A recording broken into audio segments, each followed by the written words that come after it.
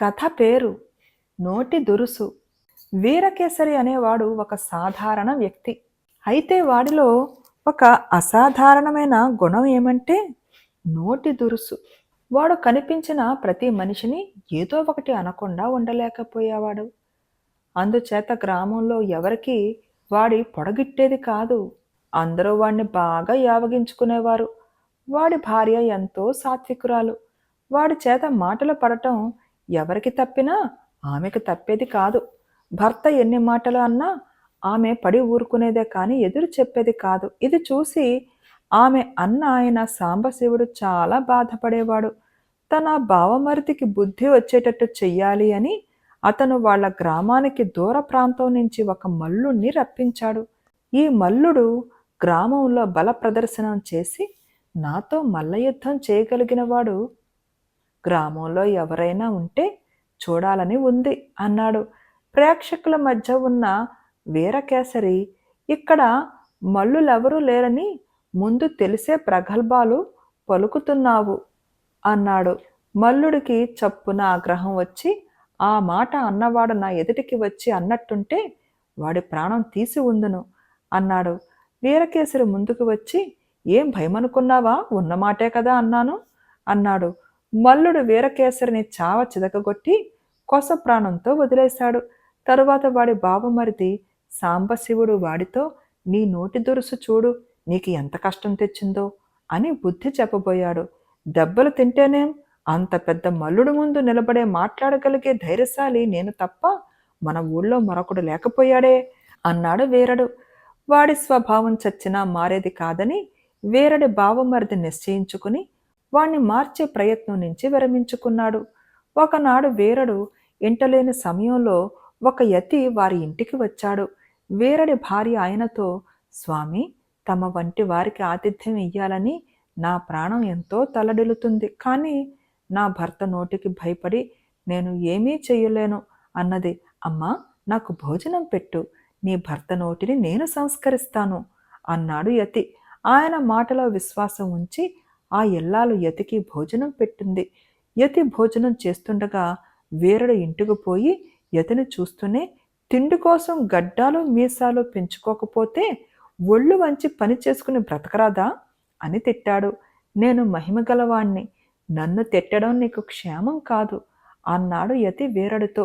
నీ మహిమకు నేను భయపడనురా చింపిగుడ్డల సన్యాసి అన్నాడు వీరుడు ఒళ్ళు తెలియని కోపంలో పళ్ళు కొరుకుతూ. మరుక్షణం యతి ఒంటి మీద చింపిగుడ్డలు మాయమై రాజ ఉడుపులు వచ్చాయి. అది చూసి వీరుడు నిర్ఘాంతపోయాడు. ఈ క్షణం నుంచి నువ్వు ఎవరిని తిట్టినా అది వాళ్లకు వరంగా మారిపోతుంది అని చెప్పి యతి లేచి వెళ్ళిపోయాడు. అది మొదలు చాలా చిత్రాలు జరిగాయి.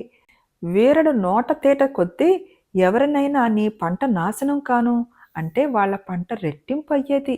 అలాగే ఎవరినైనా నీ ఇల్లు కూలిపోను అని తిట్టితే వాళ్ళ ఇంటి మీద మరొక అంతస్తు లేచేది. ఊళ్ళో వాళ్లకు వాడంటే లక్ష్యం ఏమీ లేకుండా పోయింది. చిత్రంగా వీరుడిలో ఏదో మార్పు కలగసాగింది. వాడు తన ఆగ్రహాన్ని అప్పుడప్పుడు అదుపులో పెట్టుకుని తనకు ఎవరి మీదనైనా కోపం వచ్చినప్పుడు వాళ్లను దీవించసాగాడు. కానీ ఆ దీవెన వాళ్లకు విరుద్ధంగా నష్టపోవటం జరగలేదు. అలాగే తాను తనకిష్టమైన వాళ్లను పని పెట్టుకుని రకరకాలుగా తిట్టి ఆ విధంగా వాళ్లకు లాభం కలిగించ చూశాడు.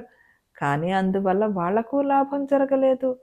అయినా వాడు నోటు దురుసు కొద్దీ ఎవరినైనా తిట్టినప్పుడు మాత్రం దానికి విరుద్ధంగా అవతలి వాళ్లకు లాభం జరుగుతూనే ఉంది. క్రమంగా వీరడి నోటి దురుసు హరించుకుపోయింది. వాడు అడ్డమైన వాళ్లను అనవసరంగానే కాక కోపం వచ్చినప్పుడు కూడా తిట్టడం మానేసి అందరితో ఎంతో మంచిగా ఉండసాగాడు.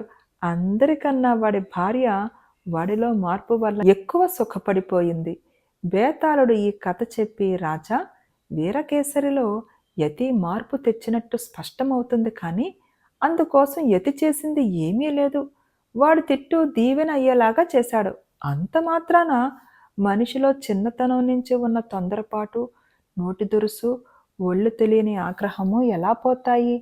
ఈ సందేహానికి సమాధానం తెలిసి కూడా చెప్పకపోయావో నీ తల పగులుతుందని అన్నాడు. దానికి విక్రమార్కుడు, ఏ మనిషి అయినా ఇతరులను తిట్టేది తిట్టు తగలాలనే, అది నిజం కావాలనే. కొందరు మహాత్ములకు నోటి మాట అక్షరాలా నిజమయ్యేదని పురాణాలు కూడా చెబుతున్నాయి. కానీ మామూలు మనుషులకు ఆ శక్తి ఏనాడో పోయింది. అందుచేత నోటి దురుసు కొందరిలో ఎక్కువ కూడా అయ్యింది. తమ నోటి మాట జరగదు అన్న నమ్మకంతో కోపిష్టి వాళ్ళు నోరు అమితంగా పారేసుకుంటారు. అలాంటి వాళ్లకు ఆత్మసంతృప్తి ఎలా కలుగుతుందంటే, ఇతరులు తమ నోటికి వెరవడం నుంచి. వీరుడి విషయంలో ఎతి చేసినది ప్రధానంగా వాడి తిట్టుకు జనం భయపడకుండా చెయ్యటం. తన తిట్లకు విరుద్ధ ఫలితాలు కలగటం ఆరంభమయ్యాక వీరుడు నలుగురికి యావగింపు కలిగించకపోగా అందరికీ అలసైపోయాడు. ఎవరూ వాణ్ణి లక్ష్య పెట్టలేదు. ఆ స్థితిలో వాడు ఇతరుల దృష్టిలో గొప్పగా కనపడటానికి తాను మేలు చెయ్యదలిచిన వాళ్ళను తిట్టాడు, తాను కీడు చేయదలిచిన వాళ్ళను దీవించాడు.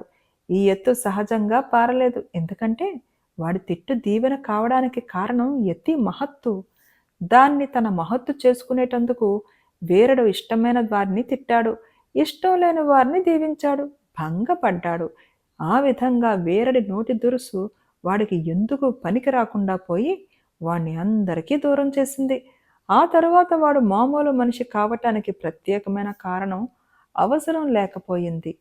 రాజుకు ఈ విధంగా మౌనభంగం కలగగానే బేతాళుడు శవంతో సహా మాయమై తిరిగి చెట్టెక్కాడు. ఫ్రెండ్స్, ఈ కథ నచ్చిందా అండి? కథ నచ్చితే తప్పకుండా లైక్ చేయండి, షేర్ చేయండి అండ్ ప్లీజ్ కామెంట్ కూడా పెట్టండి. మీ కామెంట్స్ నాకు చాలా చాలా వాల్యుబుల్ అండి.